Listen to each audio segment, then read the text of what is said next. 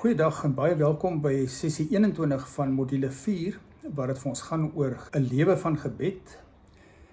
In hierdie sessie wil ek bietjie meer gesels oor die praktyk van joernaal hou. Nou, jy mag dalk vra, wat het dit met gebed te doen, maar ek dink tog, jy sal dalk nou al teen die tyd weet, gebed het omvat baie meer as wat jy miskien aanvanklik gedink het. Dit gaan oor 'n totale lewe van bewuswording waarmee God in jou lewe besig is. Van kommunikasie met God en wat God besig is om aan jou te kommunikeer. Nie net wat jy graag met hom en aan hom wil kommunikeer of wat jy vir hom wil vra nie. En juist daarin speel 'n joernaal 'n geweldige belangrike rol. Is 'n geweldige sterk hulpmiddel. Dis nie 'n moet of 'n plig nie, is nie 'n wet nie, maar is 'n kragtige hulpmiddel om vir jou te help raak sien waarmee is God in jou lewe besig. Nou, almal van julle is nou waarskynlik al in die gewoonte om dit wat jy mee stil word in die oggend, of ten minste voor die disippelskap sessies, daai gedeelte wat ons daardie week oor nadink, daarna te luister en daaroor in jou joernaal te skryf. Nou, jy sal weet, jy skryf elke dag 'n nuwe gedeelte, maar hoeveel daarvan onthou jy regtig? Dit wat jy geskryf het. En wat daarin regtig vir jou aanspreek. Hoeveel daarvan maak jy jou eie vir die lang pad, die lange reis? So hier is daar 'n paar wenke wat ek wil gee, hoe dit jou kan help om nog in 'n groter mate bewus te word van wat is besig om te gebeur en wat is God besig om met my te deel.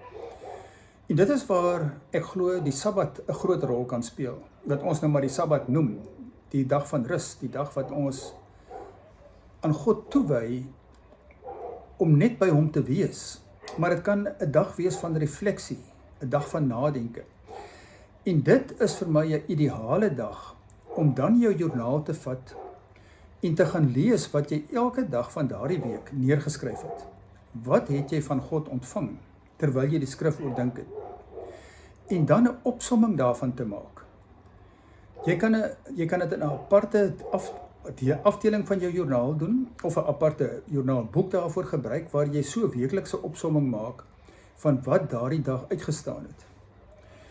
En weet jy, dit mag nou miskien na baie moeite klink, maar ek het agtergekom in my eie lewe toe ek dit begin doen het, dat daar so baie dikwels, baie gereeld, daar dan skielik temas na vore kom, wat God besig is om in my lewe sekere goed aan te spreek, wat ek nie sou raak gesien het, as ek nie teruggegaan het, en oorsigtelik gekyk het na wat die week alles na vore gekom het nie.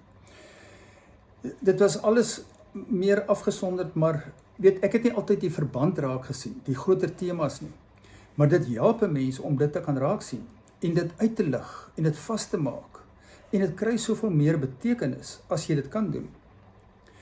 En op dieselfde manier, as jy in die gewoonte kom om joernaal te hou deur die daaglikse ondersoek van dit wat God deur jou lewe en dit wat met jou op jou lewenspad gebeur, wat hy daardeur met jou kommunikeer en wat hy daardeur onder jou aandag wil bring, dan kan jy ook in jou weeklikse tyd van stil word daarna gaan kyk.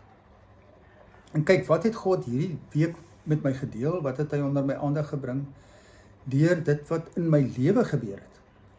Jy kan ook 'n weeklikse ondersoek doen, deur dieselfde tipe vrae te vra en terug te kyk na die week, maar ook jou joernaal van jou daaglikse ondersoek as 'n hulpmiddel daarvoor te gebruik. En op dieselfde manier gaan jy dan ook groter temas raak sien.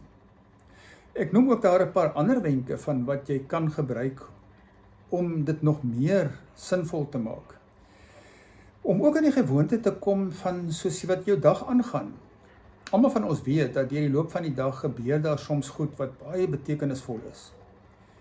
Iets wat iemand sê, iets wat ons oor die radio hoor, iets wat jy iewers raak lees. Dit kan net wees, byvoorbeeld, jy loop deur 'n sekere gebied, jy lees 'n kennisgewing raak, of iemand het iets opgesit, of daar's oral deesdae ons mense sit sulke goeders op in hulle winkels, of langs die pad, of waar ook al, wat baie keer baie betekenisvolle boodskappe inhou.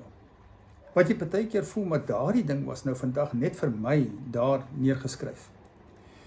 Kom in die gewoonte om ook daai goed sien en maar met jou selfoon net 'n foto daarvan te neem.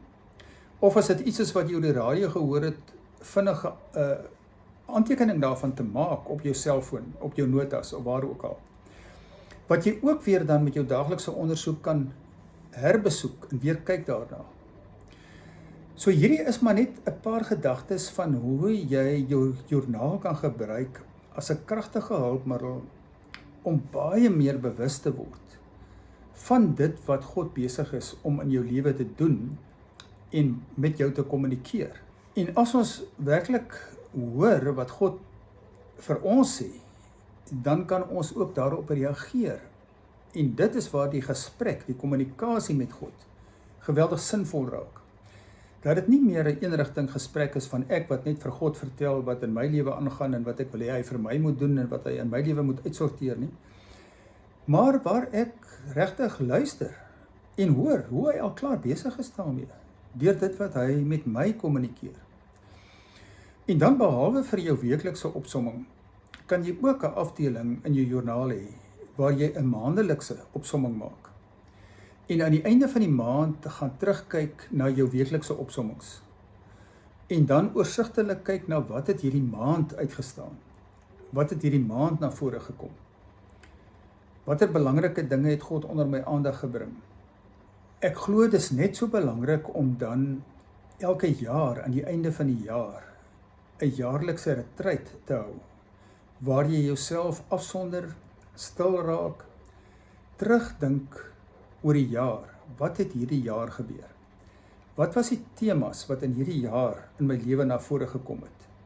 Wat het God onder my aandag gebring? Wat is God besig om vir my te sê? Wat is die rigting wat hy nou aanwys vir moontlik die volgende jaar?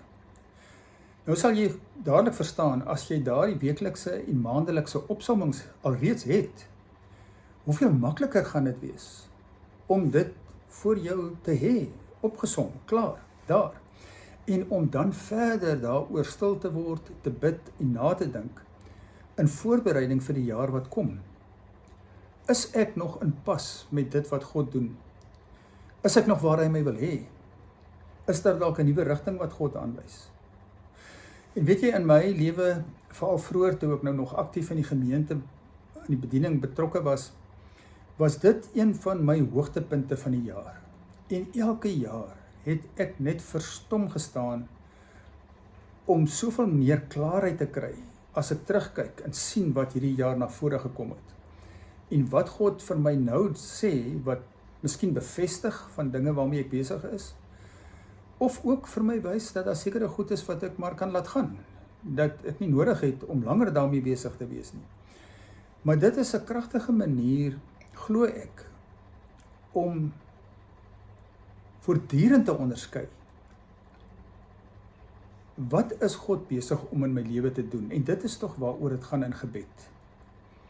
Gebed is 'n omvattende manier van kommunikasie met God, wat onderskeiding insluit, wat luister insluit, wat prosesse insluit, wat jou lewe op soveel maniere kan verryk en verdiep.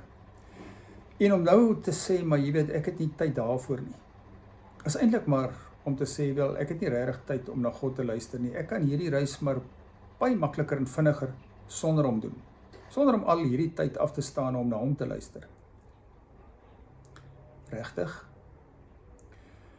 Ek kan jou waarborg, as jy tyd maak vir hierdie praktyke en hierdie dissiplines, gaan dit niks tyd van jou steel nie. Jy gaan baie tyd spaar, want jy gaan baie duideliker onderskei wat is regtig belangrik en wat nie.